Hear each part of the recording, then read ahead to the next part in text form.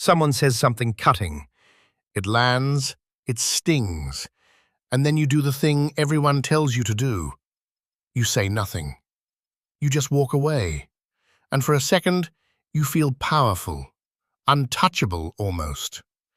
That feeling is the whole reason this advice keeps spreading. Don't explain yourself. Don't argue. Let your silence do the work. But look a little closer at that calm face you're wearing. There's a hairline crack under it you're hoping nobody notices. Not every stillness is the same stillness. In a moment, I'll show you two silences that look completely identical from the outside. One built by a mind that's already settled the matter, and one built by a mind that's just gotten very good at shutting the door before anything gets in. And by the end, you'll understand the strange trick your own calm can play on you. Why denial doesn't feel like avoidance at all, why it can feel exactly like peace, and how to finally tell which one you're carrying. The advice is everywhere. The advice is everywhere. Don't explain yourself. Don't argue. Let your silence do the work. And it feels good to hear, because you're tired. Tired of defending your choices to people who never wanted an answer. They wanted a fight. So you close your mouth, and you feel something like power. The noise keeps coming, and you don't move. People call that strength. Maybe it is. But sit with it a little longer, and a smaller, quieter question starts to surface. Is that stillness really mastery? Or is it just a door you've learned to shut before anything gets in? That difference is the whole video, and it starts with two silences that look identical from the outside. The Stoics actually built a version of silence worth wanting. Epictetus put it plainly, it's not the insult that hurts you, it's the opinion you form about the insult. He said when someone provokes you, be assured it's your own judgment doing the provoking, not their words. So the task isn't to swallow your reaction, it's to not be bewildered by appearances in the first place. Gain that time, he says, that respite, and you command yourself more easily. Notice what that silence is made of. A settled opinion, formed in advance, not a wall thrown up in the moment. That's silence number one. Now here's the harder part. How do you actually know if yours is that kind? Seneca gives us the test, and it's more uncomfortable than it sounds. He says, you know you're at peace with yourself when no noise reaches you, when no word shakes you out of yourself, whether flattery, threat, or just empty sound buzzing past you. Not when you've left the room, not when you've avoided the topic, when the words land and simply don't move anything. He even admits sometimes it's easier to just avoid the uproar. He says so himself, and even changes his own quarters to escape it. But he's honest about why. He's testing himself, practicing. The question isn't whether you leave the room, it's whether you know why you're leaving. So try the test on your own silence.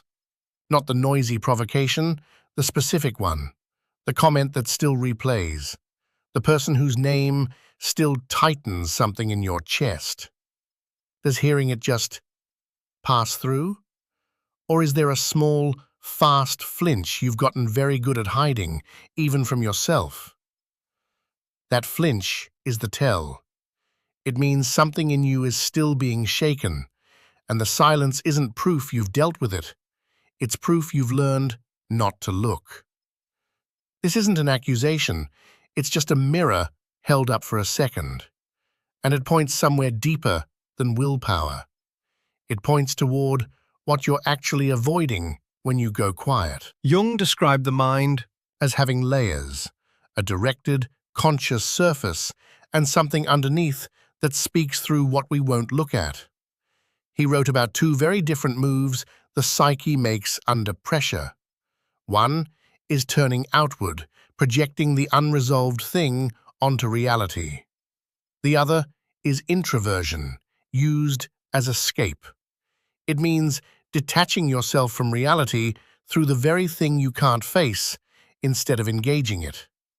That second move is worth sitting with. A silence that retreats inward, away from the provocation, away from the room, away from the memory. It can look like composure, but it can also be a way of using your own inner world to hide from something you haven't actually resolved. Now, to be fair, sometimes silence really is the strong move. Epictetus makes the case himself. Why stay disturbed? Why act afraid when you could simply come forward and say plainly that you're at peace with whatever anyone does, and laugh at the ones who think they can touch you? Engaging every jab, needing to win every exchange, needing to be understood by people who were never listening. That's its own kind of weakness. So the point isn't never go quiet. The point is knowing why you're quiet. And here's a real question worth sitting with, maybe even answering for yourself in the comments. When you go silent, is it because you've already settled the matter, or because some part of you doesn't want to find out if you could stay steady with your mouth open? Here's what makes this so hard to catch in yourself. The mechanism only works if you don't see it working. Denial is unconscious. That's the whole design. If you knew, clearly, that you were closing your eyes to something, some part of you would already know what's behind your eyes, and the whole protective function would collapse. That's why the calm feels so real from the inside. It's not fake calm. The discomfort has already been rerouted before it ever reached the surface where you'd have to notice it. Which means the most convincing, strong, silent moments in your life might be the ones you're least equipped to judge honestly, because the system was built not to be caught. So where does that leave you? Not fixed, just facing it plainly. Emerson has a line worth borrowing here.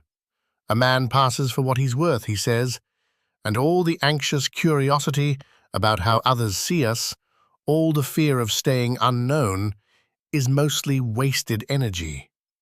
And then this. Pretension may sit still, but it cannot act. It has never once managed a real act of greatness. Read that against silence. A guarded stillness can sit there indefinitely, performing calm. But real steadiness doesn't need to guard anything. It can afford to speak or not speak, and either way, it would still be recognized for what it actually is. So go back to that one still line, the one that never moved while everything jagged hit it from outside. You were meant to admire it. Maybe you still do. But now look again, honestly, just once. Does it hold like ground, solid because it settled something long ago?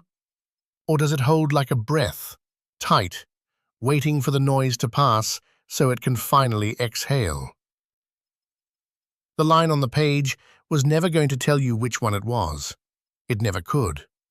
That was always yours to know, quietly, on your own. So tell us in the comments, quietly if you want, which silence you just recognized as yours.